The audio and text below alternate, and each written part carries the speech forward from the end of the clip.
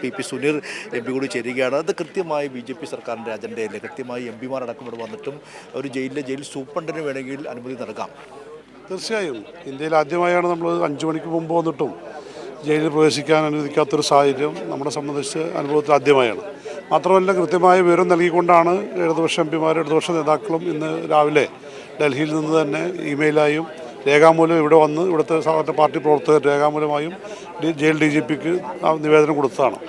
മാത്രമല്ല നമ്മൾ മനസ്സിലാക്കുന്നത് ഈ ജനപ്രതിനിധികളായ ആളുകൾ വന്നിട്ടും ലോക്സഭയിലും രാജ്യസഭയിലെയും എം പിമാർ വന്നിട്ടും പ്രവേശനം നിഷേധിക്കുന്ന ഈ ജയിലധികാരികൾ യാതൊരു തരത്തിലുമുള്ള അധികാര സ്ഥാനത്തും ഇല്ലാത്ത BJPയുടെ ലോക്കൽ പ്രാദേശിക നേതാക്കൾ വന്നപ്പോൾ വലിയ സ്വീകരണം ഇന്ന് ജയിലിൽ നൽകിയെന്നാണ് വാർത്താമാധ്യമങ്ങളിലൂടെ അറിഞ്ഞത്.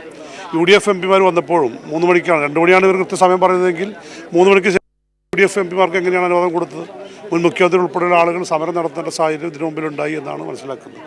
എന്തായാലും ഞങ്ങൾ മറ്റു പ്രശ്നങ്ങളൊന്നും ഉണ്ടാക്കാൻ വേണ്ടി വന്നതല്ല. ഇവരോട് അനുഭവം പ്രകടിപ്പിക്കാനും ഐക്യദാർഢ്യം പ്രകടിപ്പിക്കാനും നിയമപരമായ ആവശ്യമായ സഹായങ്ങൾ ചെയ്യാനും ഇനി അതല്ലാത്ത രീതിയിലേക്ക് മറ്റെന്തെങ്കിലും കാര്യങ്ങളുണ്ടെങ്കിൽ ഇവിടുത്തെ പാർട്ടി നേതൃത്വങ്ങളുമായി ആലോചിച്ച് ആ രീതിയിലുള്ള പിന്തുണ അറിയിക്കുന്നതിന് വേണ്ടിയാണ് വന്നത്. നാളെ രാവിലെ 10 മണിക്ക് തന്നെ വീണ്ടും കാണുന്നതിന് വേണ്ടി വരും. നാളെ ജാമ്യാപേക്ഷ സമർപ്പിക്കുന്നുണ്ട് എന്നാണ് അറിഞ്ഞത്.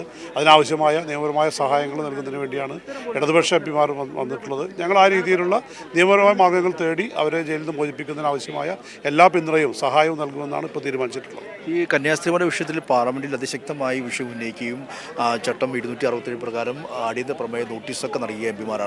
അതുകൊണ്ട് തന്നെ ഈ വിഷയം കന്യാസ്ത്രീമാർ നേരിട്ട് കണ്ടു കഴിഞ്ഞാൽ പല വിവരങ്ങളും പുറത്തു വരും. അതുപോലെ അവർക്ക് നിയമസഹായം ഉൾപ്പെടെ ലഭ്യമാകുന്നൊരു സാഹചര്യമുണ്ടാകും. നമുക്കറിയാം, ആദ്യം അവർ FIR ഇടുന്നു, ആ FIR പിന്നെ തിരുത്തുന്നു, പിന്നീട് അവർ 10 വർഷം വരെ കഠിന തടവ് ലഭിക്കുന്ന രീതിയിലുള്ള വലിയ ഇത്തരത്തിലുള്ള ഗുരുതരമായ വകുപ്പുകളാണ് ചുമത്തിരിക്കുന്നത്.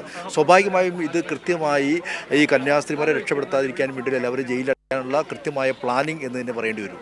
തീർച്ചയായും ഇന്നലെ പാർലമെൻറ്റിൽ വിഷയം അറിഞ്ഞ ഉടനെ തന്നെ മിനിഞ്ഞാന്ന് വൈകുന്നേരം സംഭവം ഉണ്ടായി. ഇന്നലെ രാവിലെ തന്നെ ഞങ്ങൾ 267 വെച്ച് നോട്ടീസ് കൊടുത്താണ് പാർലമെൻറ്റിൽ.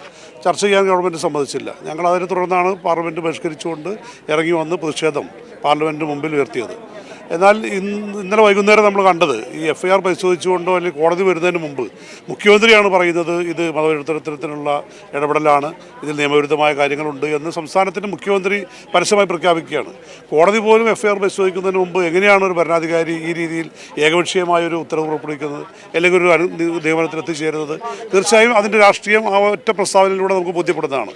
ഇത് ഛത്തീസ്ഗഡിൽ മാത്രമല്ല BJP ഭരിക്കുന്ന സംസ്ഥാനങ്ങളിൽ, ഉത്തരേന്ത്യൻ സംസ്ഥാനങ്ങളിൽ മഹാഭൂരിപക്ഷ സ്ഥലങ്ങളിലും ഇത് തന്നെയാണ് നടന്നുകൊണ്ടിരിക്കുന്നത്.